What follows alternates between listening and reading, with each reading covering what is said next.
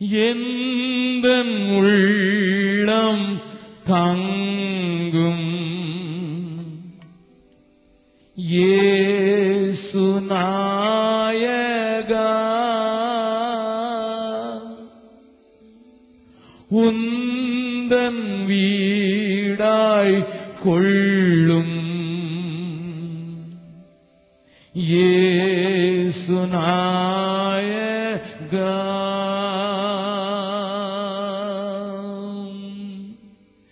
எந்தன் உள்ளம் தங்கும் இயேசு நாயகா,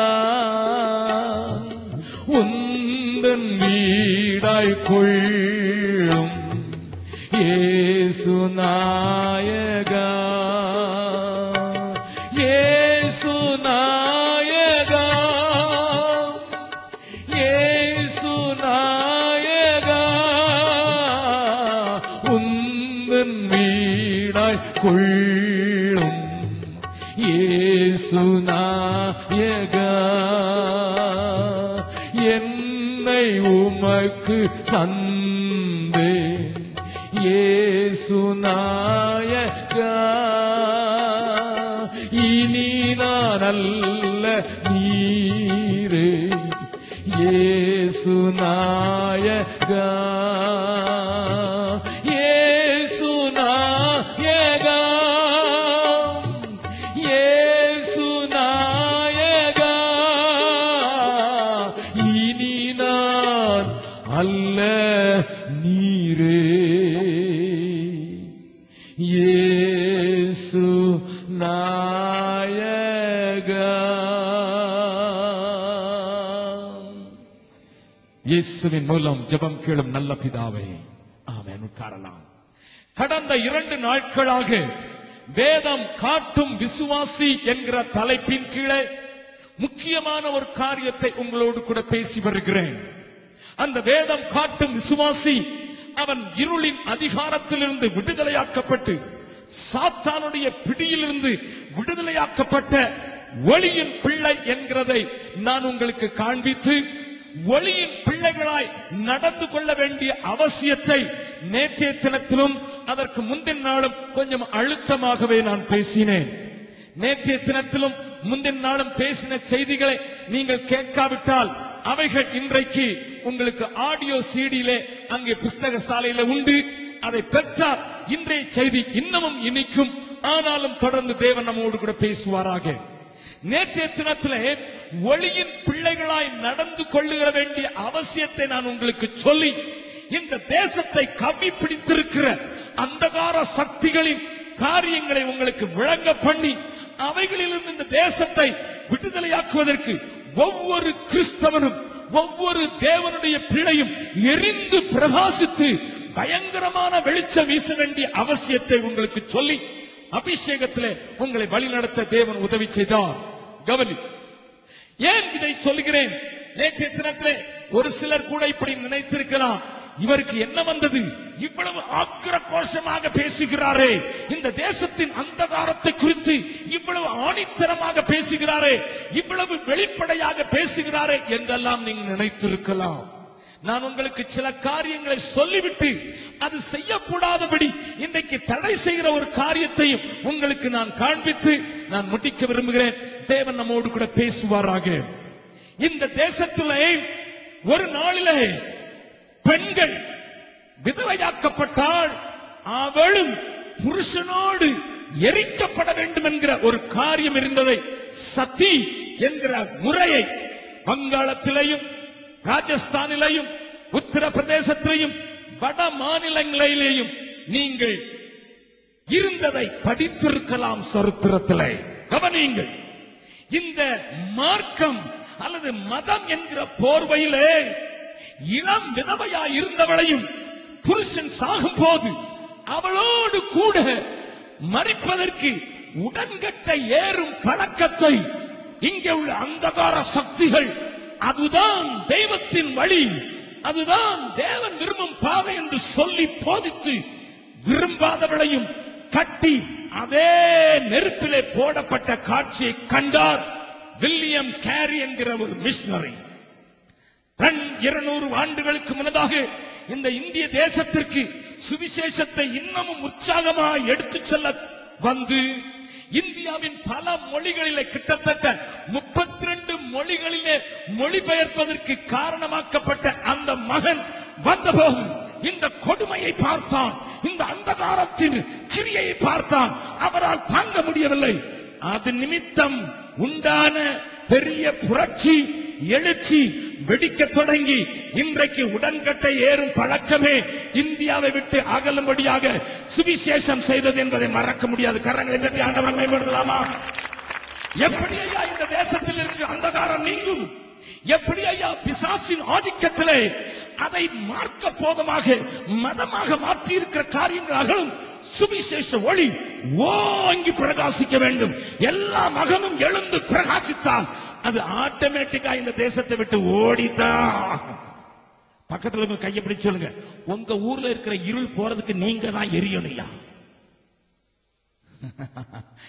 எங்களுக்கே பாதுகாப்பு வேண்டும், நாங்க என்ன செய்ய போறது? நல்லா கவனிங்க. I am going to tell something. இன்றைக்கு முக்கியமான சில காரியங்களை நான் உங்களுக்கு சொல்ல போகிறேன். இதைத்தான், இதே காரியத்தை தான் தஞ்சாவூரிலையும் நீங்களும் நானும் அறிந்திருக்காமல் இருக்கலாம். நடந்ததை நான் உங்களுக்கு சொல்லட்டும். தஞ்சாவூரிலே இவைகளெல்லாம் நமக்கு யாரும் சொல்றதில்லை அநேகமா. அதனாலதான் நம்ம வெறும் அல்லலியா போட்டுட்டு ஓடி போற ஆட்கள். அதுக்கு பிறகு நமக்கு ஒண்ணும் கிரியை செய்யணும்னு தோணல. அதனால சொல்ல விரும்புகிறேன். தஞ்சாவூர்ல ஆங்கிலேய பட்டாளம் வந்து சேர்ந்தது தஞ்சை மன்னனுடைய அவையிலே. அந்த வழியிலே வந்தபோது அதிலே ஒரு கிறிஸ்தவ விசுவாசி அந்த பட்டாளத்திலே ஒரு சிறிய அதிகாரியாக இருந்தார். அந்த சிறிய அதிகாரி அந்த அவையிலே வந்தபோது அங்கே இருந்த ஒரு பிராமணருடைய மகள் பாம்பு கடித்து இறந்து விட்டாள் என்று அவருக்கு அறிவிக்கப்பட்ட போது அந்த மனிதன் துடித்தான். ஆனால் இவள் சாபமானவள், பாம்பே கொட்டிவிட்டதென்றால் இவளை தொடவும் கூடாது என்று அவர்கள் பதைத்துக் கொண்டிருந்த நேரத்தில் அந்த பட்டாளத்தில் அந்த மிலிட்டரியில இருந்த அந்த விசுவாசியான அந்த நண்பன் ஓடி சென்று தன் கையில் இருக்கிற கத்தியை எடுத்து அந்த பிள்ளையை எங்கே பாம்பு கடித்ததோ அங்கே வெட்டி அந்த ரத்தத்தை உறிஞ்சின போது அந்த பிள்ளை பிழைத்துக் கொண்டது. அவர்களை பார்த்து சொன்னான், ஏன் ஐயா இது இப்படியாக வைத்தியத்திலே மூழ்கி உங்களுடைய மார்க்கம் என்கிற மதத்தை இப்படியாக கொலை செய்வதற்கு உபயோகப்படுத்துகிறீர்கள் என்று கேட்டுவிட்டு அவன் போய்விட்டான். ஆனாலும் நாட்கள் கடந்தது, பல ஆண்டுகள் உருண்டோடின. மறுபடியும் அந்த சின்ன அதிகாரி பெரிய அதிகாரியாக ஒரு பட்டாளத்தை நடத்தி கொண்டு அதே தஞ்சாவூருக்கு வரும்போது அங்கே ஒரு சின்ன கூட்டத்தில் ஒரு அழுகை சத்தம் கேட்டது. ஒரு பெண்ணின் அழுகை சத்தம் கேட்டது. அந்த அழுகை சத்தம் கேட்டதை நிறுத்தி பார்க்கும்போது அங்கே எந்த பெண்ணை பாம்பின் கடியிலிருந்து தப்புவித்தானோ அதே பெண் இன்றைக்கு வாலிபனாக அவாலிப பெண்ணாக மாறி ஒரு பிராமணனுக்கு கல்யாணம் செய்து கொடுக்கப்பட்டிருந்த அந்த பிராமணன் இறந்து போனதினால் அவனோடு கூட உடன்கட்டை ஏறுவதற்கு அவளை வற்புறுத்த அவள் மாட்டேன் என்று சொல்ல இந்த சங்கடம் அங்கே ஏற்பட்ட போது அங்கே நுழைந்து அவர்களுடைய கைகளில் இருந்து சுவிசேஷத்தை அறிந்திருந்த அந்த ஒரு தேவனுடைய பிள்ளை அவர்கள் கையில் இருந்து அவளை பிடித்தெடுத்து தனக்கு கொண்டு போய்விட்டான். அவனை மனைவியாக்க வேண்டிய கட்டாயத்திற்குள்ளாக அவன் வந்தபோது அவன் திருமணமாகாதவன். அந்த நாட்களிலே இங்கிலாந்தின் சட்டத்தின்படி இங்கிலாந்தில் இருக்கிற அரசியிடத்திலே ஆணை வேண்டும் என்று சொல்லி அவளை பார்க்க போன போது, இங்கிலாந்து அரசியை பார்க்க போகிற போது வழியிலே கப்பலிலே காய்ச்சல் வந்து மரித்து போனான். அவனுடைய சொத்துக்களும் அந்த மகளும் இங்கேயே இருந்தாலும் தன்னுடைய சமுதாயமோட ஏற்றுக்கொள்ளாத போது அவள்தான் தஞ்சாவூரிலிருந்து புறப்பட்டு தனக்கு தன்னுடைய கணவனாக கூடியவரிடத்திலிருந்து வந்த சொத்துக்களை எடுத்துக்கொண்டு பாளையங்கோட்டை பக்கத்துக்கு போய் இந்த சுவிசேஷ ஒளி என் மக்களை தொட வேண்டும் என்று தன்னுடைய எல்லா சொத்துக்களையும் அதற்காக செலவழித்ததினாலே இன்றைக்கு கிளாரிந்தா என்கிற சபை அந்த பாளையங்கோட்டையின் மத்தியிலே உண்டு. அவள் மூலம் அனுப்பப்பட்ட வேதநாயகம் சொன்ன வார்த்தைகளை கேட்டு அநேக கிராமங்கள் ஆண்டவருக்கு சொந்தமான. கரங்களை கட்டி ஆண்டவரை மையப்படுத்தலாமா? ஏனையா இருள் என்று கண்டபோது விலகி ஓடுவதற்கல்ல, அதை கிழித்தெளிவதற்கு தனக்குள் இருக்கிற பிரகாசத்தை இந்த மனிதர்கள் உபயோகப்படுத்தினார்கள். Even today you can go and visit Clarinda Church, the first church established by a Brahmin lady in Palangotai. இங்க இருக்கிறவங்க சொல்லுவாங்க எல்லாம் தாழ்ந்த குலத்தார் தான் கிறிஸ்தவங்களா.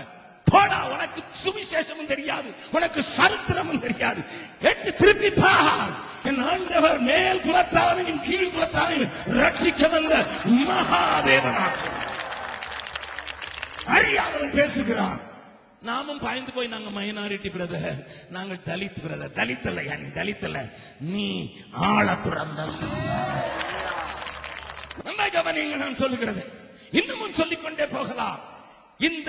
இதே தமிழகத்தில் தனக்கு பெண் பிள்ளை பிறந்தால் கோயிலுக்கு நேர்ந்து அவளை கோயிலுக்கு பொட்டு வைத்துவிட்டு அனுப்பிவிடுகிற ஒரு பழக்கம் இருந்தது. கவனியுங்கள், கோயிலுக்கு விடப்பட்ட ஒரு மாட்டை போல, ஒரு ஆட்டை போல தனக்கு பெண் பிள்ளை பிறந்து விட்டால் பொருத்தனை என்று சொல்லி அவளை விவாகம் பண்ணாமல் இந்த கோயிலுக்கு கொண்டு விட்டு விடுவார்கள். அந்த கோயிலே அவள் வருகிற எல்லாருக்கும் மனைவியாக கருதப்பட்டு ஒரு விபச்சாரியாய் வேசியாய் நடத்தப்படுகிற காரியம் இதே தமிழகத்தில் இருந்தபோது ஆமி காமிக்கல் என்கிற ஒரு தீபம் இந்த நாட்டுக்கு வந்தது. இந்த இருளை பார்த்தது.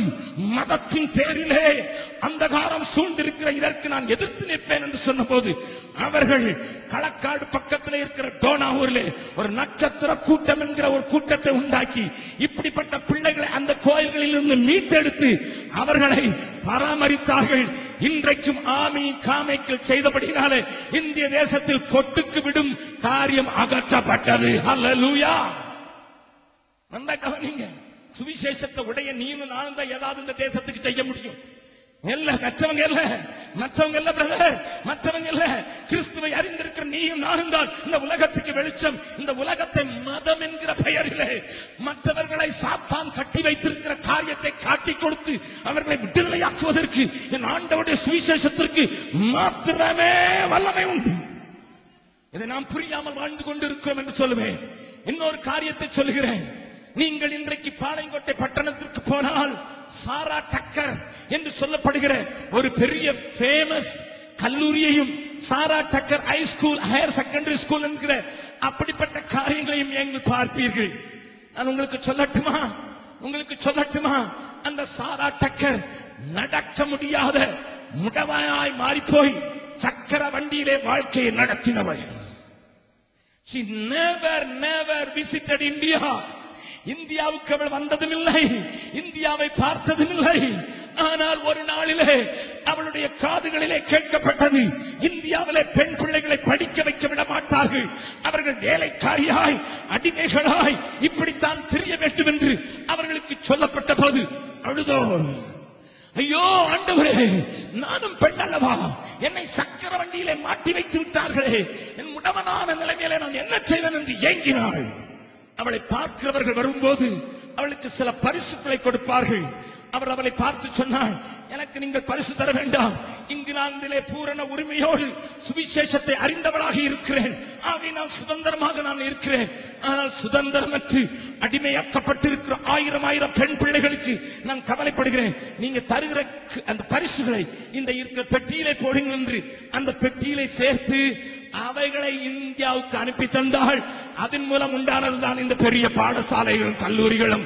ஆயிரமான பெண்கள் இன்றைக்கு கல்லூரி விரிவுரையாளர்களாக புரொஃபசர்களாக எழும்புவதற்கு தேவன் எழுப்பினதற்கு காரணம், எங்கேயோ இருந்த ஒரு தேவனுடைய பிள்ளை தனக்குள் இருந்த வெளிச்சத்தை பிரகாசிக்க பண்ணுவதற்கு தியாகத்துக்கு தன்னை ஒப்புக் கொடுத்ததுனால. கரங்களை தட்டி ஆண்டவரை மகிமைப்படுத்தலாமா?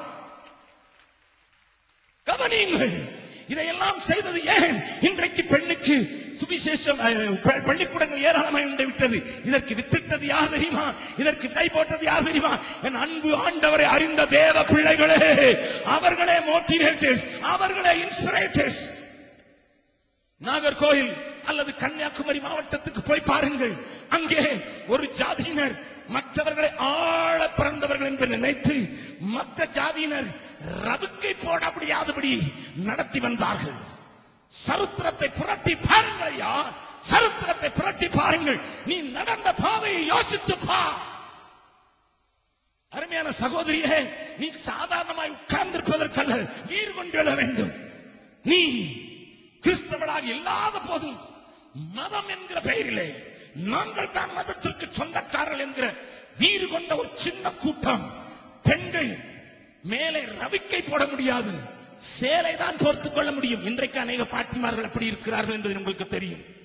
அப்படிப்பட்ட நிலையிலே இருந்தபோது அந்த ராஜகுமாரன் வீதியில வருவான் என்றால் அங்கே இருக்க அனைத்து பெண்ணும் தன் மேலே இருக்கிற சேலையை எடுத்து தன்னுடைய மார்பை காண்பிக்க வேண்டும்.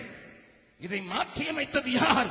கிறிஸ்துவை அறிந்தவர்கள் சுவிசேஷ ஒளியை இந்த இந்தியாவுக்கு கொண்டு வந்து அதனையே தங்களுடைய வாழ்க்கையாக்கி அதற்கு விரோதமாக போட்டியில் போராடி அந்த இருளை கிழித்திருந்த கிறிஸ்தவ மிஷனரிகளை இதை யாராலும் மறுக்க முடியுமோ? இதை அரசாங்கம் மறக்க முடியுமோ? இதை கட்சி தலைவர்கள் மறக்க முடியுமோ? இதை பெரிய பெரிய ஸ்தாபனங்கள் நாங்கள் தான் இந்து மதத்தின் காவலர்கள் என்று சொல்லிக்கிறார்களே, அவர்கள் மறுக்க முடியுமோ?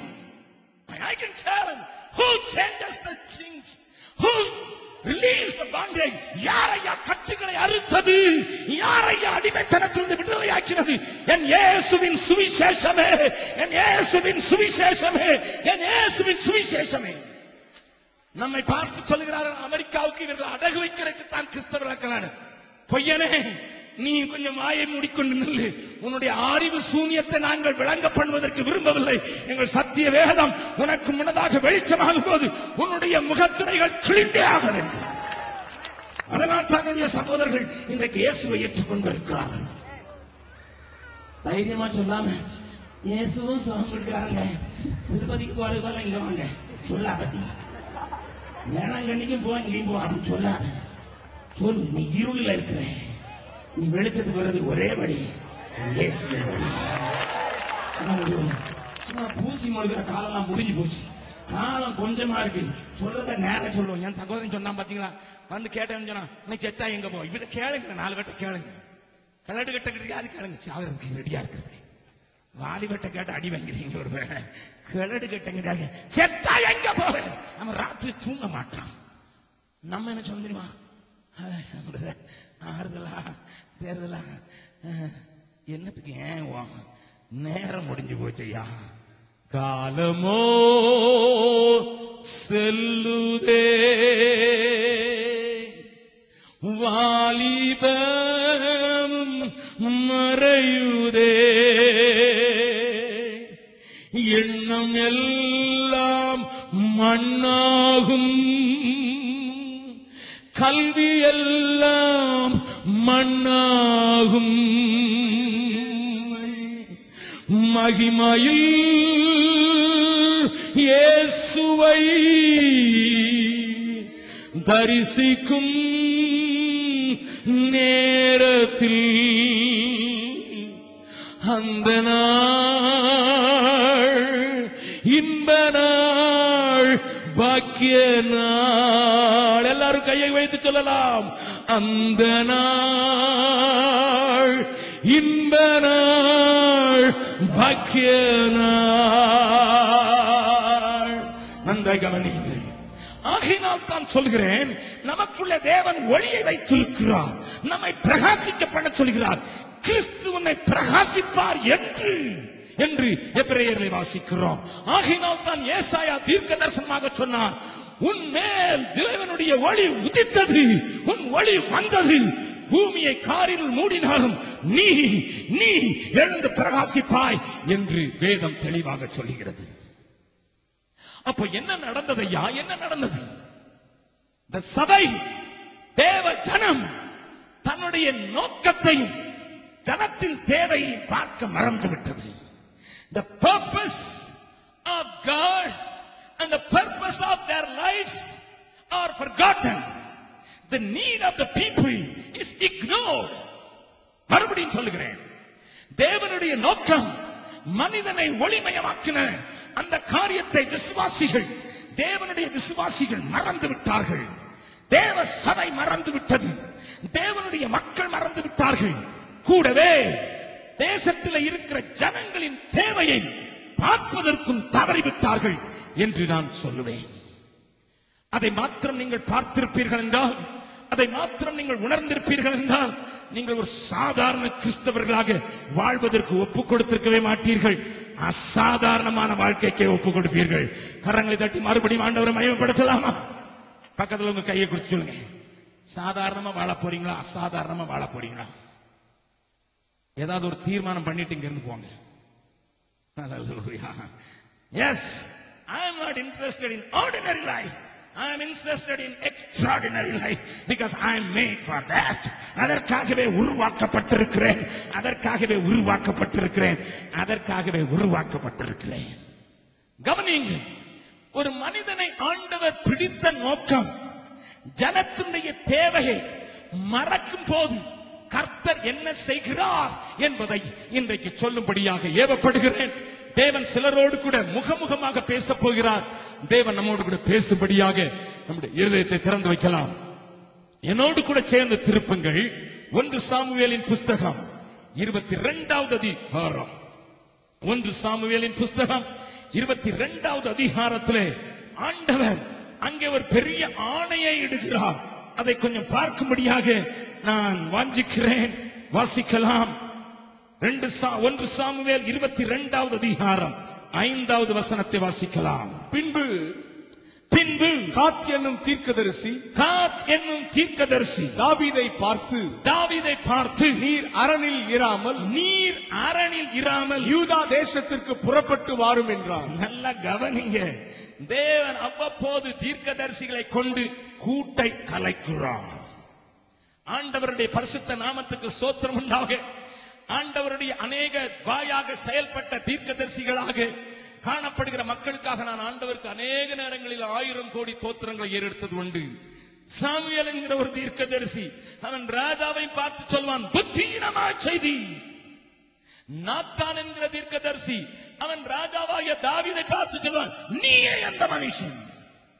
காத் என்கிற தீர்க்கதரிசி இப்பொழுது தாவீது என்கிற தேவனுடைய மனுஷன்தான், தேவன் தெரிந்து கொள்ளப்பட்ட பாத்திரம் தான், தேவன் அவனை நேசித்தது உண்மைதான், என்னுடைய இதயத்துக்கு ஏற்றபடி கண்டேன் என்று சொன்ன மனிதன் தான். அவனுடைய கூட்டை கலைப்பதற்கு ஆண்டவர் காத் என்கிற தீர்க்கதரிசி அனுப்புகிறார். காத் வந்து சொல்கிறான், நீர் அரணை விட்டு வெளியே வாரும். என்ன சொல்றாரு, ஏன் சொல்றாரு, அத கொஞ்சம் பார்ப்போம். இங்க நிறைய பேர் அந்த வாழ்க்கையில மாட்டிக்கொண்டிருக்கீங்க. அதனால ஆண்டவர் உங்களை வெளியே வர சொல்கிறார். கொஞ்சம் பக்கத்துல உங்க கையை பிடிச்சி நீங்க வெளியே வர போறீங்க. ஓஹோ ஓஹோ பிரதர், எதை விட்டு பிரதர் எங்களை வெளியே கூப்பிடுறீங்க? தமிழ்நாட்டை விட்டா? அது எனக்கு தெரியாது, எனக்கு தெரியாது. ஆனா ஒண்ணு மட்டும் தெரியும், உங்களை ஆண்டவர் வெளியே அழைக்கிறார். அல்லேலூயா, வெளியே அழைக்கிறார். அரனை விட்டு வெளியே வா. என்னையா அரண்? அரண் என்றால் ஸ்ட்ராங் ஹோல்ட் என்று ஆங்கிலத்தில் சொல்லப்பட்டிருக்கு. பாதுகாப்பான இடம், வசதியான இடம், எல்லாம் இருந்தாலும் பயமற்று வாழ்கிற ஒரு இடத்தை விட்டு வெளியே வா. யாருக்கையா இந்த அழைப்பு? எந்த சூழ்நிலையிலையா இந்த அழைப்பு? ஏனையா இந்த அழைப்பு என்பதை குறித்து சில காரியங்களை வேகமாக பார்க்க போகிறோம். தேவன் ஒவ்வொருவரோடும் கூட இடைப்பட போகிறார். நன்றாய் கவனிக்கலாம். இங்கே நீங்கள் தாவீது யார் என்பதை அடையாளம் கொண்டு கொள்ள வேண்டும். இப்படிப்பட்ட சூழ்நிலையிலே தாவீது எப்படி இருந்தான் என்பதை நீங்கள் அடையாளம் கொண்டு கொள்ள வேண்டும். நான் மறுபடியும் சொல்கிறேன், தாவீது ஒரு தெரிந்து கொள்ளப்பட்ட பாத்திரம். தாவீது ஆண்டவருடைய நாமத்தை புரிந்து கொண்டவர் பாத்திரம், ஆண்டவருடைய அபிஷேகத்தை பெற்றிருந்தவர் பாத்திரம், தேவனுடைய இருதயத்துக்கு ஏற்ற மனுஷனாக கண்ட பாத்திரம் தான். நீங்களும் நானும் ஆண்டவரால் தெரிந்து கொள்ளப்பட்டவர்கள், நீங்களும் நானும் அபிஷேகம் பண்ணப்பட்டவர்கள். ஆண்டவருடைய இருதயத்தை ஆண்டவருடைய இருதயம் விரும்புகிறதை அறிய விரும்பினதனால் தான் இப்படிப்பட்ட கூட்டத்துக்கு வந்திருக்கீங்க. ஏதாவது சுகமளிக்கும் கூட்டம் போயிருந்தீங்கன்னா நான் சொல்ல மாட்டேன். ஆனா இங்க இந்த மீட்டிங்க்கு நீங்க வந்திருக்கீங்கன்னா நிச்சயமா தேவனுடைய இதயத்தையும் புரிந்து கொள்ள வேண்டும் என்கிற துடிப்போடு கூட வந்திருக்கிறீர்கள். கர்த்தர் மகிமைப்படுவாரா? ஹல்லேலூயா. நன்றாய் கவனிங்கள், நன்றாய் கவனிங்கள். தேவன் நம்மோடு கூட இடைப்பட விரும்புகிறார். கர்த்தர் தெளிவாகவே அப்படிப்பட்ட தாவீதை பார்த்து காத் தீர்க்கதரிசி அரனை விட்டு வெளியே வா என்று சொல்ல நேரிட்டதற்கு 2 முக்கிய காரணங்களை முதலாவது காண்பிக்கிறேன். அதற்கு பிறகு தடையாக காணப்பட்ட 5 காரியங்களை வேகமாக உங்களுக்கு காண்பித்து விட்டு நான் முடிக்க விரும்புகிறேன். தேவன் நம்மோடு கூட பேசுவாராக. தாவீதை தேவன் தெரிந்து கொண்ட நோக்கத்தை பின்னதாக வருகிற வசனங்களிலே தெளிவாக பார்க்கலாம், வாசிக்கலாம். 2 சாமுவேல் 3வது அதிகாரத்திலே ஆண்டவர் நமக்கு எழுதி வைத்திருக்கிறார். வாசிக்கலாம். 2 சாமுவேல் 3வது அதிகாரம் 18வது வசனத்தை வாசிக்கலாம். இப்போதும் அப்படி செய்யுங்கள், என் தாசனாகிய தாவீதின் கையினால். நன்றாய் கவனியுங்கள், என் தாசனாகிய தாவீதின் கையினால் என் ஜனமாகிய இஸ்ரவேலை பெலிஸ்தரின் கைக்கும் அவர்களுடைய எல்லா சத்துருக்களின் கைக்கும் நீங்களாக்கி ரட்சிப்பேன் என்று கர்த்தர் தாவீதை குறித்து சொல்லி இருக்கிறாரே. கர்த்தர் தாவீதை குறித்து சொல்லி இருக்கிறாரே. அப்னேர் பேசுகிறான். தாவீதை குறித்து என்ன சொல்லப்பட்டது? தெரிந்து கொள்ளப்பட்ட பாத்திரத்தை குறித்து என்ன சொல்லப்பட்டது? மறுபடியும் அந்த வசனத்தை வாசிக்கலாம். The purpose was very clear that God has declared it also. ஆண்டவர் இந்த காரியத்தை சொன்னது மாத்திரமல்ல, அதை வெளியரங்கமாக எல்லாரும் அறியும்படியாக செய்தார். வாசிக்கலாம் மறுபடியும். என் தாசனாகிய தாவீதின் கையினால் என் ஜனமாகிய இஸ்ரவேலை பெலிஸ்தரின் கைக்கும் அவர்களுடைய எல்லா சத்துருக்களின் கைக்கும் நீங்களாக்கி ரட்சிப்பேன் என்று கர்த்தர் தாவீதை குறித்து சொல்லி இருக்கிறார். கொஞ்சம் மாத்தி வாசிக்க போறோம். எல்லாரும் சேர்ந்து பிரதர் பெஸ்லியோட கூட சேர்ந்து வாசிக்க போறீங்க. இஸ்ரவேலர் என்கிற ஜனத்துல இந்தியரைன்னு சொல்ல வாசிக்க போறீங்க. பெலிஸ்தியர் என்கிற இடத்துல பிசாசு என்று போட்டு வாசிக்க போயிருங்க. தாவீதுங்கிற இடத்துல உங்க பேரை போட்டுருங்க. அவர் பெஸ்லி அவர் பேரை போட்டுக்கிறாரு, நீங்க உங்க பேரை போட்டுருங்க. எல்லாரும் வாசிக்க போறீங்க. பைபிள் வச்சிருக்கவங்க பார்த்து வாசிங்க. பைபிள் வச்சிருந்தாலும் இப்ப நான் எனக்கு பிரசங்க கேட்கறதெல்லாம் இன்ட்ரெஸ்ட்னா இவர் பின்னால சொல்லுங்க. வாசிக்கலாம் பிரதர். என் தாசனாகிய வெஸ்லியின் கையினால். எல்லாரும் வாசிங்க. என் ஜனமாகிய இந்தியரை. எல்லாரும் உங்க பேரை சொல்றாங்க.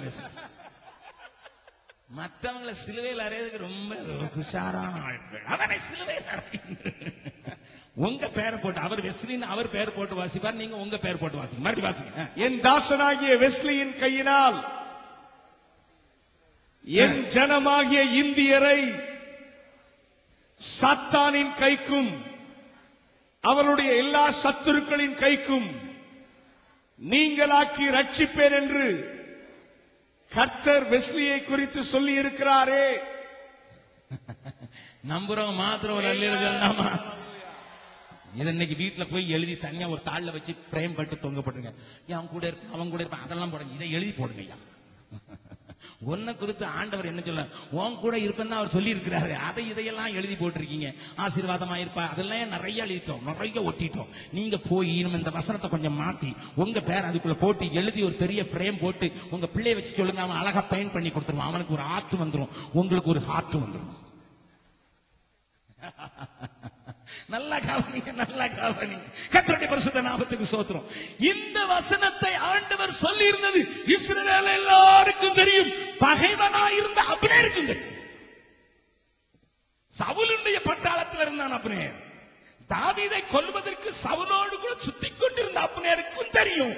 ஆண்டவர் எதற்காக தாவீதை தெரிந்து கொண்டிருக்கிறார், எதற்காக அவனை தன்னுடைய மகனாக மாற்றியிருக்கிறார், எதற்காக தன்னுடைய வேலையை செய்வான் என்று நம்பியிருக்கிறார், எதற்காக கரவல் ஆடுகளின் பின்னதாக போனவனை கைப்பிடித்து அபிஷேகித்திருக்கிறார், இதற்கென்று சத்ருவாயிருந்த அப்னேருக்கும் தெரியும். இன்னொரு வசனத்தை பார்த்துடலாம். 5வது அதிகாரம் 2 சாமுவேல் 5வது அதிகாரம். அங்கே ஒரு காரியத்தை சொல்லுகிற காரியத்தை வாசிக்கலாம். Just a minute.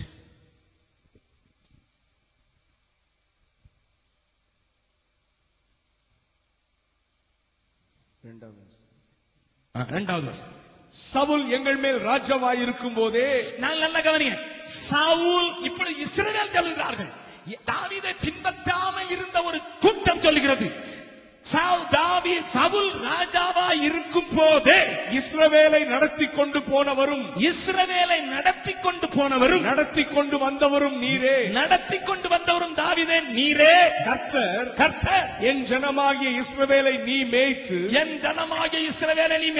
நீ இஸ்ரவேலின் மேல் தலைவனாய் இருப்பாய் என்று உம்மிடத்தில் சொன்னாரே. அல்லேலூயா. கர்த்தாவே, பக்கத்துல உங்களை பார்த்து உம்மிடத்துல ஆண்டவர் ஏதாவது சொல்லி இருக்கிறாரோ? என்ன சொல்லி இருக்கிறார்? என்ன சொல்லி இருக்கான்னு கேளுங்க. 3 வேளையும் ஒழுங்கா சாப்பிடுவேன், நல்லா ட்ரெஸ் பண்ணுவேன், கார் வண்டி வச்சுட்டு போய் வந்துகிட்டு இருப்பேன். இப்படி சொன்னாரா? அப்படி யார்கிட்ட சொன்னவங்க கையை வைத்துங்க பார்க்கலாம். ஏன்னா யாக்கோபின் சந்ததியார் இங்கே உண்டு. உன்னை சமாதானமா இருக்க பண்ணி, உனக்கு உண்ண உணவு கொடுத்து, உனக்கு ஆகாரம் கொடுத்து, நீ போன தேசத்திலிருந்து திரும்பி வர பண்ணுவேன் என்று சொன்னது உண்டா இருக்கலாம். என்னை குறித்தும் உன்னை குறித்தும் தேவன் என்ன சொல்லி இருக்கிறார்? என் பின்னே வாருங்கள், உங்களை டைரக்டராக மாற்றுவேன், பிர்லாவை போல பணக்காரனாய் மாற்றுவேன், அம்பானியை போல அவன் சண்டை போட்டுக்கிட்டு கிடந்தாலும் உன்னையும் மாற்றுவேன் சகோதரனோடு சண்டை இடுவதற்கு. அப்படியா? இல்லையா? இல்ல இல்ல, என்னை குறித்தும் கர்த்தர் சொல்லி இருக்கிறார். சொல்லுங்க பார்க்கலாம். என்னை குறித்தும் கர்த்தர் வேதத்துல ஏராளமா சொல்லி இருக்கிறாங்க. சொல்லுங்க மாத்திரம் ஒரு அல்லேலூயா போடலாம் பார்க்கலாம். ஹalleluya. நல்ல கவனிங்க. The purpose was very clear. அவனை குறித்து சொல்லப்பட்ட நோக்கம் தெளிவாயிருக்கிறது, தேவையும் தெளிவாயிருக்கிறது. வாசிக்கலாம் வாசிக்கலாம். 1 சாமுவேல் 23வது அதிகாரம் 1வது வசனம். 1 சாமுவேல் 23வது அதிகாரம் 1வது வசனம். இதோ இதோ பெலிஸ்தர் கேகிலாவின் மேல் யுத்தம் பண்ணி களஞ்சியங்களை கொள்ளையிடுகிறார்கள் என்று தாவீதுக்கு அறிவிக்கப்பட்டது. யாருக்கு அறிவிக்கப்பட்டிருக்க வேண்டும்? யாருக்கு அறிவிக்கப்பட்டிருக்க வேண்டும்? தாவீது அல்ல, சவுல் ராஜாவா இருக்கிறான். சவுலுக்கு தான் செய்தி அனுப்பப்பட வேண்டும். ஆனால் பெலிஸ்தியரை அழிப்பதற்கும், பெலிஸ்தியரை மடங்கடிக்கிறதற்கும், முறியடிப்பதற்கும் அபிஷேகம் பண்ணப்பட்டவன் யார்தான்? அதனால கேகிலாவின் குடிகளை பெலிஸ்தியர் கொள்ளையடிக்கிறார்கள் என்று தாவீதுக்கு அறிவிக்கப்பட்டது. There is a need. ஜனத்துக்கு தேவை இருக்கிறது. பிசாசு என் ஜனத்தை கொள்ளையிட்டுக் கொண்டிருக்கிறான். பிசாசு என் ஜனத்துக்கு மனதை மயக்கி இருக்கிறான். பிசாசு என் ஜனத்தின் கண்களை பாவம் என்கிற காரியத்தினால் அடைத்து போட்டிருக்கிறான். என் ஜனத்தை செயல் செய்யப்படக்கூடாதபடிக்கு, தேவனை அறியக்கூடாதபடிக்கு அவனுடைய மன கண்களை குருடாக்கி வைத்து இருக்கிறான். என்னுடைய ஜனம் கதறுகிறது, ஐயோ தேவன் என்று ஒருவர் உண்டோ?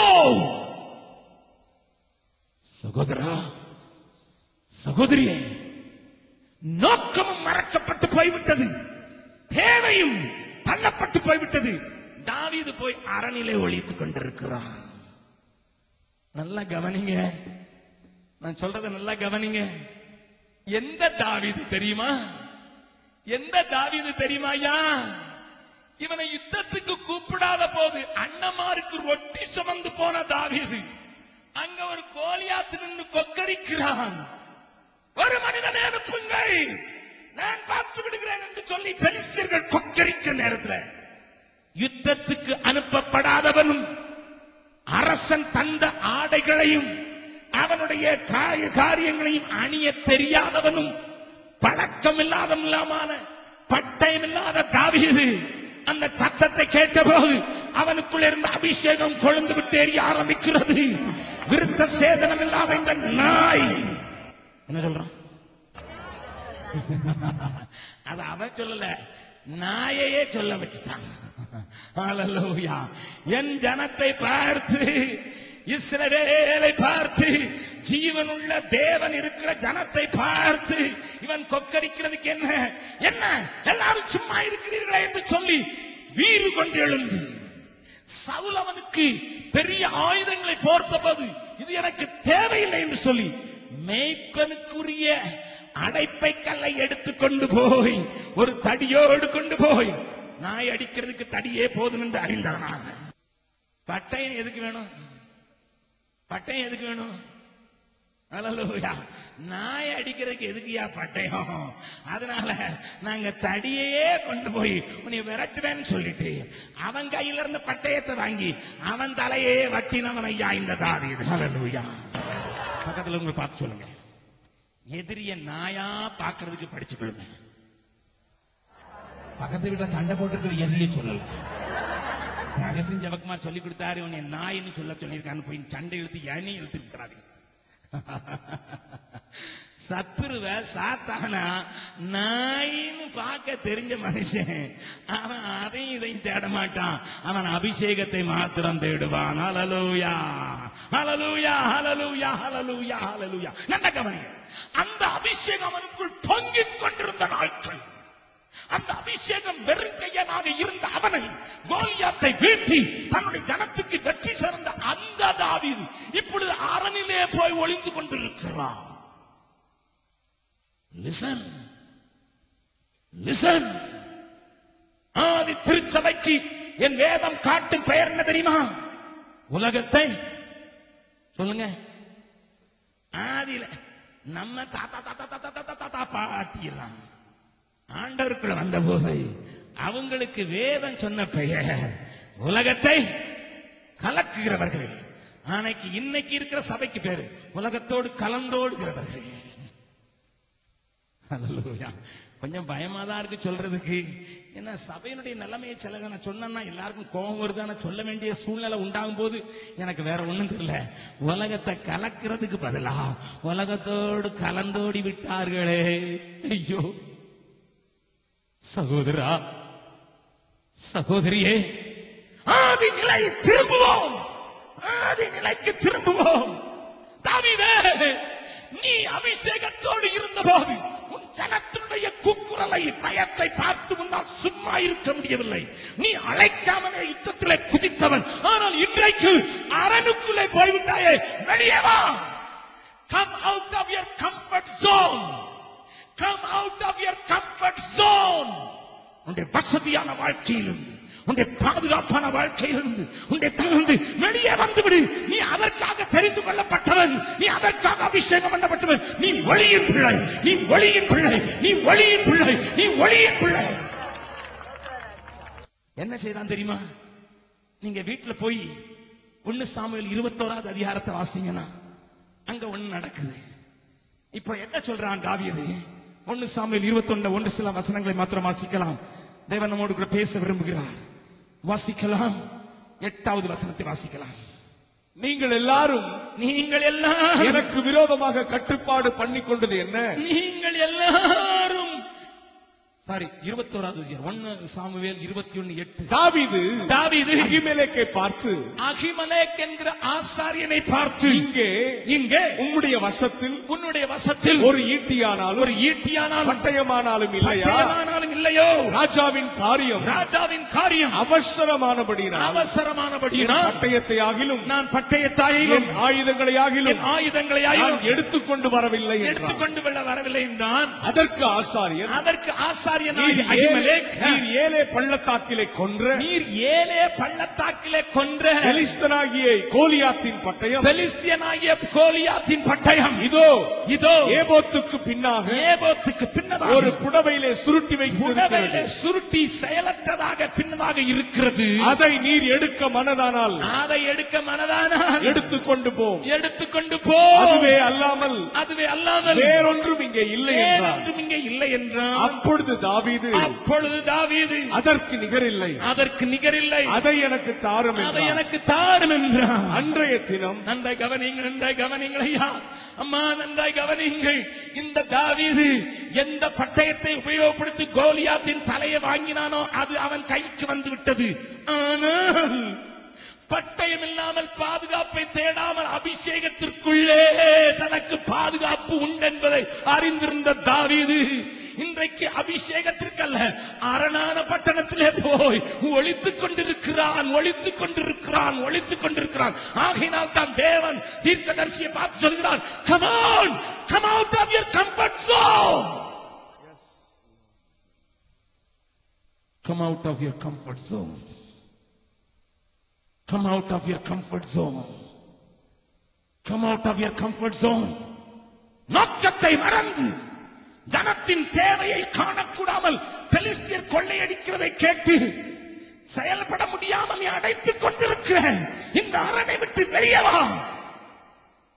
சகோதரா, சகோதரியே, அந்த பட்டயம் இருக்கும்போது அவனை பெலிஸ்தீரின் ஒரு குட்டி ராஜா கிட்ட கொண்டு போறாங்க. அவன் பேர் ஆகீஸ். அந்த ஆகீஸ் ராஜா கிட்ட கொண்டு போகும்போது என்ன செய்தானாம்? தொடர்ந்து வாசிக்கலாம். ஆகீசின் ஊழியக்காரர் அவனை பார்த்து தேசத்து ராஜாவாகிய தாவீது இவன் அல்லவோ? அவனை கூட்டிட்டு போயிட்டாங்க, இவனை பிடிச்சுக்கிட்டு போயிட்டாங்க. அங்க பார்த்த போது மற்றவங்க எல்லாம் அடையாளம் கண்டுபிடிச்சாங்க. யோ, இந்த ஆளுக்கு என்ன தெரியுமா அபிஷேகம், இந்த ஆளுக்கு என்னையா அழைப்பு, இந்த ஆளுக்கு என்னையா தேவ நோக்கம் உங்களுக்கு தெரியாதா? இவனை வச்சுதான் நான் பாடினாங்க. சவுல் கொண்டது 1000, தாவீது கொண்டது 10000. இவன் அந்த ஆளியா, இவன் 10 மடங்கு வல்லமையான ஆளியா, இவன் சாதாரண ஆள் அல்ல. அவர்கள் சொன்ன உடனே இந்த வார்த்தைகளை தாவீது தன் மனதிலே வைத்துக் கொண்டு காத்தின் ராஜாவாகிய ஆகீசுக்கு மிகவும் பயப்பட்டு என்ன செய்தானா? உயரமான ராட்சசனாய் இருந்தவனை கண்டு பயப்படாத தாவீது குள்ளமான அரச உடையில இருந்து போர் உடையில இல்லாமல் கிரீடம் மாற்றிக் கொண்டிருக்கிற ஒருவருக்கு முன்னதாக மிகவும் பயந்து அவர்கள் கண்களுக்கு முன்பாக தன் முகநாடியை வேறுபடுத்தி அவர்களிடத்தில் பித்தம் கொண்டவன் போல காண்பித்து என்ன மாதிரி காண்பிச்சான்? என்ன மாதிரி காமிக்கிறான்? நல்லா கவனிங்க. பைத்தியம் பிடிச்ச மாதிரி எச்சில விழுக விட்டுக்கிட்டு நிக்கிறான். அந்த ஆள் சொன்னா, எனக்கு இருக்கிற பைத்தியம் பார்த்தான்னு இவனை ஏன்டா கொண்டு வந்திருக்கீங்க? நான் ஒரு சகோதரனை சந்தித்தேன் என்னுடைய பிரயாணத்தில். அவரோடு கூட பேசிக் கொண்டிருந்தேன். அவர் என்னை மிஷினரி என்று புரிந்து கொண்டார். அவர் என்னை பார்த்து ஒரு கேள்வி கேட்டார். ஒரு இந்து மனிதன் என்னை பார்த்து கேள்வி கேட்டார். ஏனென்றா நானும் சகோதரன் வெஸ்லி இங்கிருந்து மதுரைக்கு ஒன்னா போகும்போதே அங்க டிவியில நியூஸ் பாக்குற, டிவியில கிறிஸ்தவ புரோகிராம் பாக்குற ஏராளமான பேர் அங்க இருந்தாங்க. அதே மாதிரி எங்க போனாலும் அதை பார்க்கிறவர்கள் அங்க இருந்தார். அவர் சொன்னாரு, நீங்க மிஷினரி தானே? ஆமாங்க. ஏய்யா, உங்களுக்கு காசு நிறைய வந்துட்டான், எதுக்கையா போட்டா போட்டி காட்டா குஸ்தி டிவியில காட்டுறீங்க, ரோட்ல காட்டுங்கய்யா. அவர் சொன்ன வார்த்தையை சொல்லுங்க. என்னையான்னு கேட்டேன். எதை திருப்பினாலும் அந்த டிவி இந்த டிவி அந்த டிவின்னு வந்துகிட்டே இருக்கு. தமிழன் பாதியை வித்துட்டான் போல தெரியுது. அதுல நானும் சில நாளைக்கு சரி என்னதான் சொல்றாங்கன்னு கேட்டா, ஒவ்வொருத்தரும் வந்து என்னமோ தமாஸ் பண்றீங்களா? எங்க கிறிஸ்தவத்துல நிறைய ஆக்டர் வந்துட்டாங்களோ. என்ன, யார் வந்துட்டாங்க? ஆமா, நான் கேட்டேன், என்னங்க இவ்வளவு மோசமா சொல்றீங்க? நாங்கெல்லாம் அவங்க ஊழியக்காரங்க, சர்வதேசத்துக்கு ஊழியக்காரன். அவன் போட்டிருக்க கண்மை, அவன் போட்டிருக்கிற மையி, அவன் போட்டிருக்கிற வேஷத்தை பார்த்து அவனை ஆக்டர்னு சொல்லாம என்னையா சொல்றது? நான் அவர் கேட்டேன், ஐயா நீங்க எங்க இருக்கீங்க? அவர் சொன்னாரு, எனக்கு கம்பெனில ரொம்ப ஸ்ட்ரெஸ், நான் ஒரு மேனேஜர், எனக்கு ரொம்ப ஸ்ட்ரெஸ். வீட்டுக்கு போனேன்னா எனக்கு பிள்ளை இல்லை, என் மனைவியும் படுக்கையில தான் இருக்க முடியும்.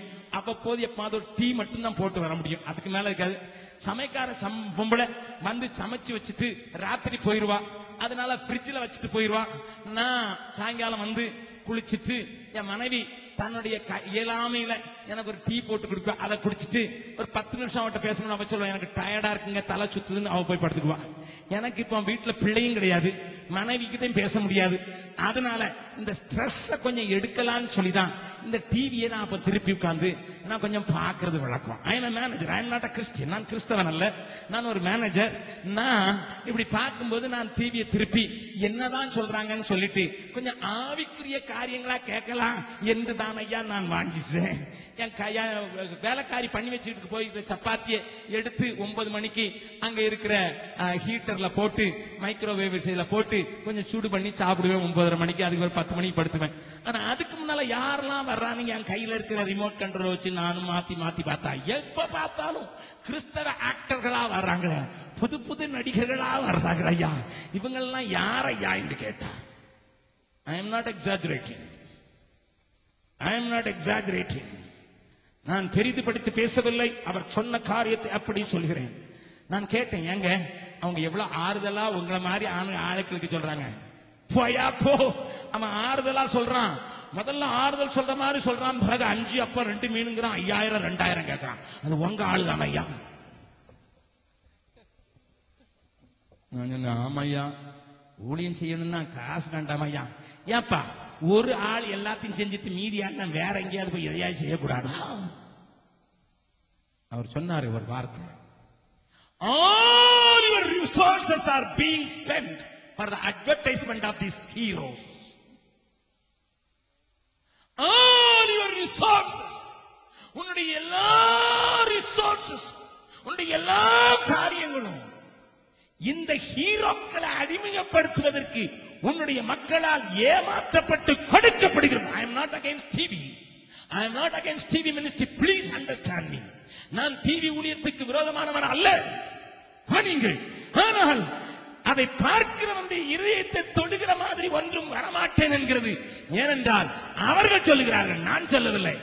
ஆகீசின் ஊழியக்காரர் சொல்றாங்க, தாவீது கோமாளி வேஷம் போட்டிருக்காங்க. ஏன் இந்த பைத்தியக்காரன் ஆகீஸ் சொல்கிறான்? ஏனென்றால் இருக்க வேண்டிய இடத்தை விட்டுவிட்டு பெலிஸ்தியரை அழிக்க வேண்டியவன் பெலிஸ்தியருடைய அரண்மனையில போய் நாடகம் போட்டுக் கொண்டிருக்கிறான். சபையே, சபையின் மக்களே, நம்முடைய செல்வம், நம் கைகளிலே தேவன் தந்திருக்கிற காரியங்கள் எதற்கு செலவழிக்கப்படுகிறது? Listen, listen. அநேக நேரங்களில் நாம் பைத்தியக்காரர்களை போல மாற்றப்பட்டிருக்கிறோம். பவுல் சொன்னான், கிறிஸ்துவுக்கு தான் பைத்தியம், உலகத்துக்கு அல்ல. இந்த கவனிங்க, தேவன் உங்களோடு கூட பேசுகிறார். பைத்தியக்கார வேஷம் போட்டு தன்னை ஒரு அரணிலே காத்துக் கொண்டிருக்கிற தாவீது தீர்க்கதரிசியாகிய காத்து வந்து சொல்கிறான், வெளியே வாரு. என்னமா? முதலாவது வசனத்துல வாசிங்க, 22வது அதிகாரம் 1வது வசனம் வாசிங்க. தாவீது அவ்விடத்தை விட்டு தப்பி அதுல்லாம் என்னும் கெபிக்கு போனான்.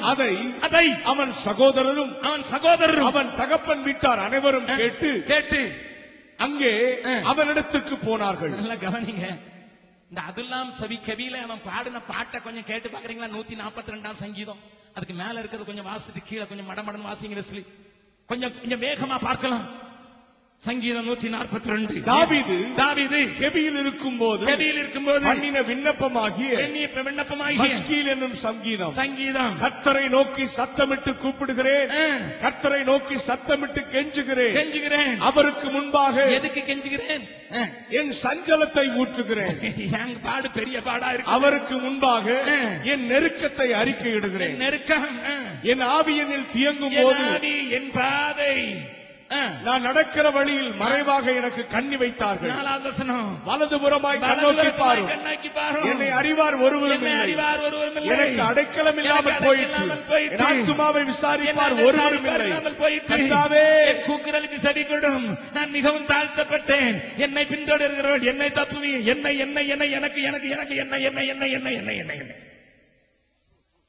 கெவியில இருந்து என்ன பாட்டு?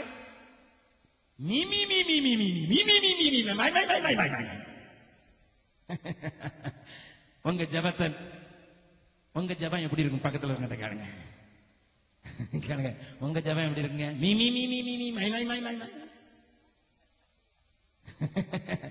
கெவியில போய் அரணான இடத்துல இருக்கிறவங்க இப்படிதான் புலம்புவாங்க. ஐயோ, யாருமே கண்டுக்க மாட்டேங்கிறாங்க, யாருமே உதவி செய்ய மாட்டேங்கிறாங்க, யாருமே என்ன கண்டுக்கவே மாட்டேங்கிறாங்க. எனக்காக பரிதாபப்படுறவங்க இல்ல, எனக்காக ஜெபிக்கிறவர்கள் உண்டோ?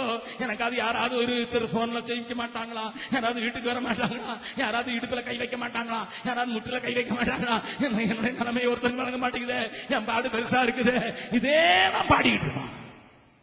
இவனை ஆண்டவர் கூப்பிட்டது ஜனத்தை விடுதலை ஆக்குறதுக்கு. இவர் இங்க உள்ள போய் என்னை பக்கத்துல ஒன்னு ஆண்டவர் அழைச்சதுக்கு மற்றவங்களை விடுதலை ஆக்குறதுக்கு. உன் ஜெபம் முக்காவாசி உனக்காகவே. வெளியே வா பாத்துக்கிறேன்னு சொல்லுங்க. Come on, realize what you are, where you are. What you are, where you are. கிறிஸ்தவமே, கிறிஸ்துவின் பிள்ளையே, மாத்தி சுகமளிக்கும் கூட்டம். போறாளே போறான்,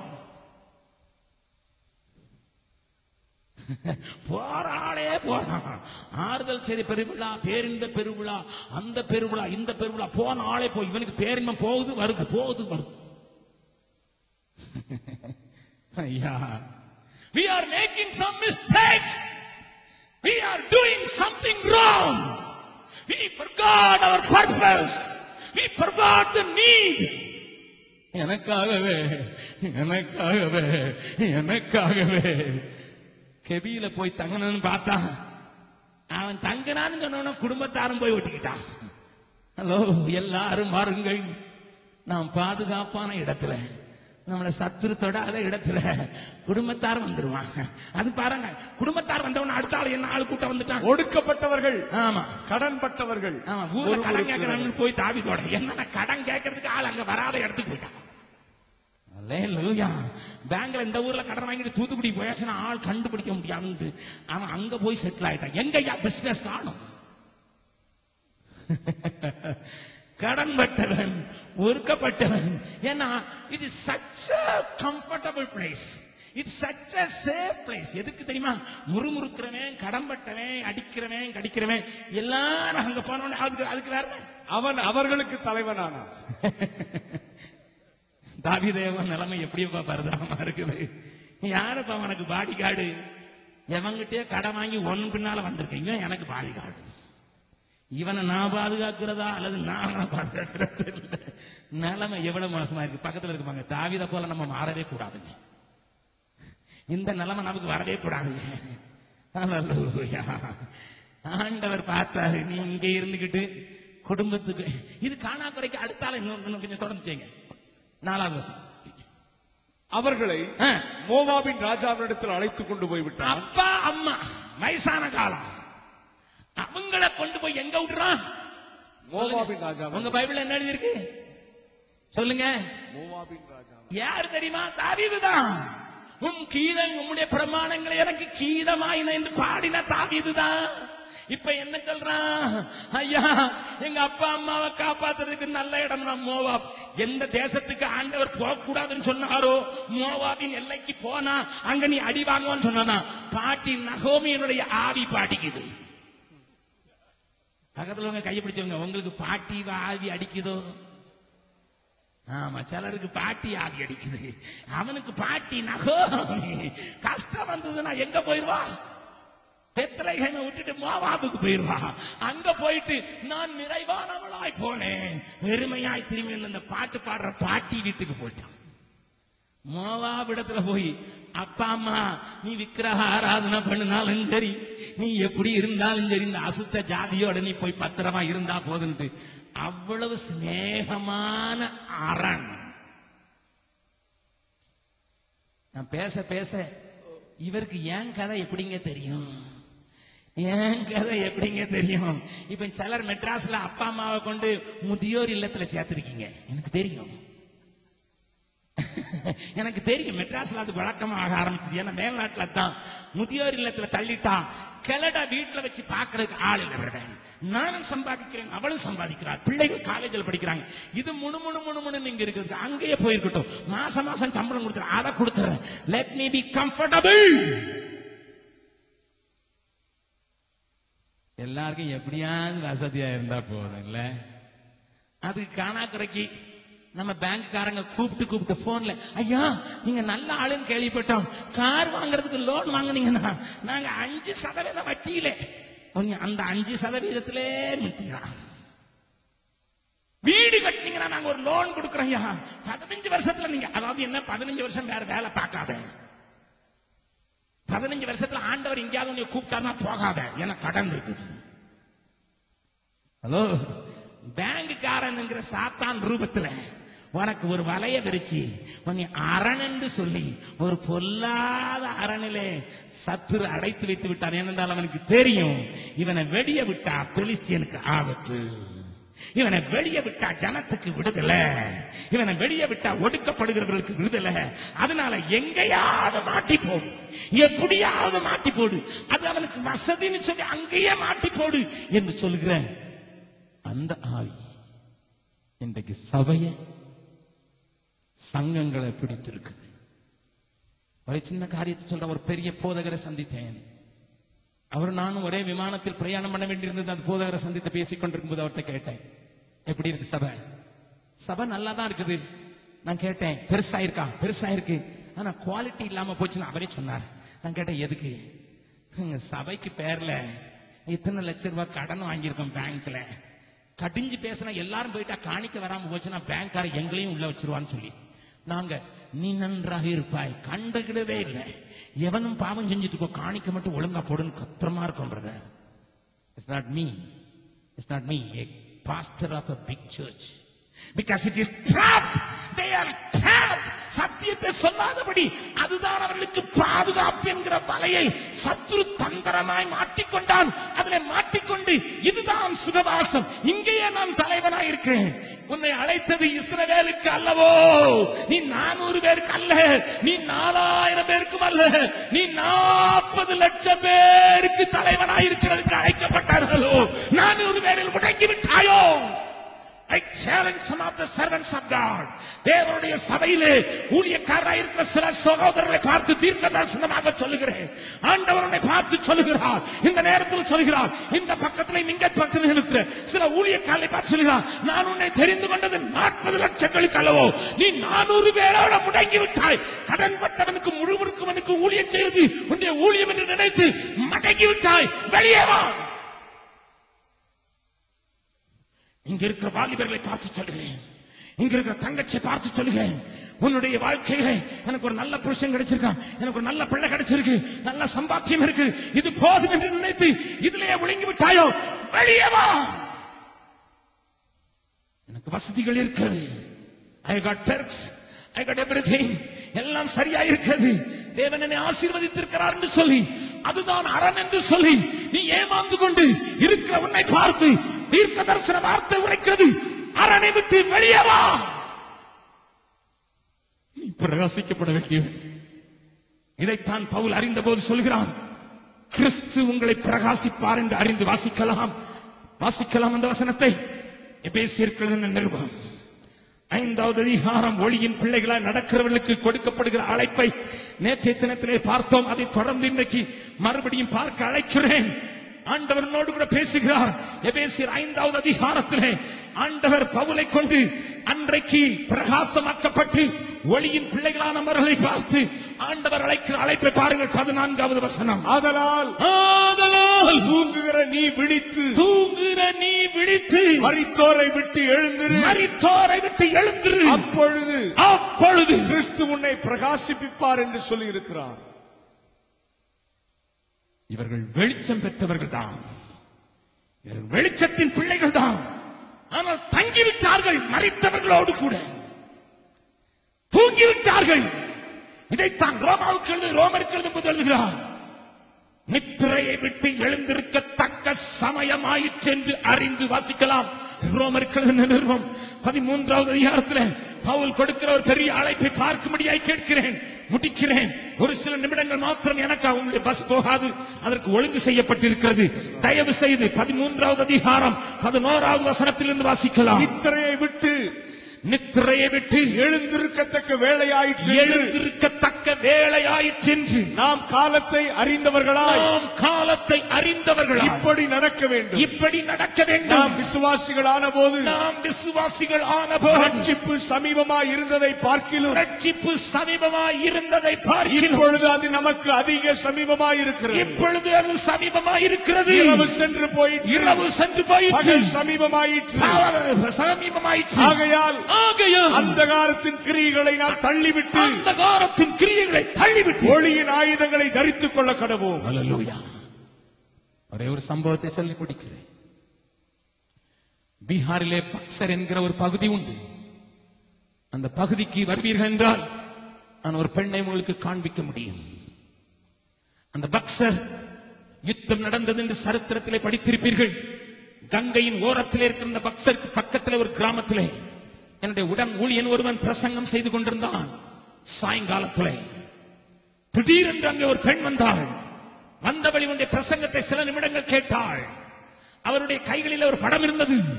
இயேசு சிலுவையில் அறையப்பட்ட காட்சியும் உன்னுடைய பாவத்திற்காக பலியானார் இயேசு என்று சொன்ன காரியத்தையும் கேட்டு, இனி உன்மேல் பாவத்தின் தண்டனை இருக்க போவதில்லை என்று சொன்ன போது வந்து நின்ற அந்த இளம் பெண் ஓ என்று கத்தினாள். ஊழியக்காரனை பயந்து விட்டான், பிசாசு என்று நினைத்து விட்டான். பிசாசு அல்ல, அங்கே கூடியிருந்த ஜனங்கள் கலங்கி போனார்கள். அவள் விழுந்து உருண்டு ஏன் என்று சொல்லி அழுதாள். சில நிமிடங்களுக்கு பிறகு அவளை கொஞ்சம் அமைதிப்படுத்திவிட்டு இந்த ஊரார் கேட்டார்கள், என்ன? அவள் சொன்னாள், என் குல தெய்வம் என்னை ராத்திரியிலே கேட்டபடியினால் என் பாவத்தின் மன்னிப்புக்கு என் 2 வயது பாலகனை கங்கையிலே போட்டுவிட்டு இப்பொழுதுதான் வருகிறேன். என் பாவம் மன்னிக்கப்பட வேண்டும் என்று சொல்லி அதை கங்கைக்கு தாரை வார்த்துவிட்டு இப்பொழுதுதான் வருகிறேன். ஏன் 2 மணி நேரத்திற்கு முன்னதாக எனக்கு இது சொல்லப்படவில்லை? மீண்டும் அழுதாள். புத்தியீனமாய் மாறினாள். புத்தி பேதலித்து போன பைத்தியக்காராயினாள். இன்றைக்கும் அவள் இந்த கிராமத்திலே பைத்தியக்காரி. லிசன் சகோதரா, சகோதரி, இன்றைக்கும் அந்த பெண் பைத்தியக்காரியாகத்தான் இருக்கிறாள். அப்படியே நேரே பார்த்து கொண்டிருப்பாள். திடீரென்று மண்ணை தலையில் அள்ளி போடுவாள், உருளுவாள். எதையெல்லாம செய்து பார்த்து விட்டார்கள். முடியவில்லை. இடையிடையிலே கொஞ்சம் ஞானம் போல பேசுவாள். 2 மணி நேரத்திற்கு முன்னதாக எனக்கு சொல்லி இருக்க கூடாதா? என் பிள்ளை பிழைத்திருக்குமே. மறுபடியும் மண்ணை அள்ளி போட்டுக் கொள்வாள், உருளுவாள். பல நாட்கள் சாப்பிடாததுனாலே அந்த உருவம் மாறி கணவன் விட்டு போய்விட்டான். தாய் தகப்பன் வேறு வழி இல்லாமல் விதியே என்று வைத்துக் கொண்டிருக்கிறோம் என்று சொல்கிறார்கள். யாரையா காரணம்? நீயும் நானும் வசதிகளிலேயே தங்கிவிட்டு வசதிகளுக்காகவே தேவனை பற்றிக் கொண்டவனாக மாறி இருக்கிற நான் அந்த கம்ஃபர்ட்டை விட்டு எனக்கு சில காரியங்களை தியாகம் செய்து அனுப்ப வேண்டியவர்களை அனுப்பவும், போக வேண்டிய இடத்திற்கு போகவும் தீவிரம் காட்டாமல் அரணுக்குள்ளே பட்டயம் இருந்தது. வீட்டார் இருந்தார்கள். எல்லாரையும் அரணான பட்டணத்தில் வைத்து விட்டேன். இனி எனக்கு பாதுகாப்பு என்று நினைத்த தாவீதை போலவே வாழ்ந்து விட்டபடியினாலே தாவீது சொல்கிறான், அரணை விட்டு வெளியே வா. அது ஒருவேளை ஏதாவது ஒரு வசதியை விட்டு விட வேண்டியிருக்கலாம். அந்த வசதியை விட்டு விடுவதனால் உனக்கு கொஞ்சம் கஷ்டம் நேரிடலாம். எனக்கு தமிழகத்தில் ஒரு தங்கச்சியை தெரியும். அவளை குறித்து நான் முன்னதாக சொல்லியிருக்கிறேன். சொல்லும்படியாக ஏவப்படுகிறேன் யாரோ ஒருவருக்காக. போலியோவினால பார்க்க பாதிக்கப்பட்டவள் இப்படித்தான் நடப்பாள். அவள் என்னுடைய கூட்டத்தில் இருந்தபோது ஆண்டவருக்காக எதையாயிலும் செய்ய வேண்டும் என்று துடித்தாள். அவளுக்கு 2 தம்பி. அப்பா அம்மா சம்பாதிக்க கூடாதவர்கள்.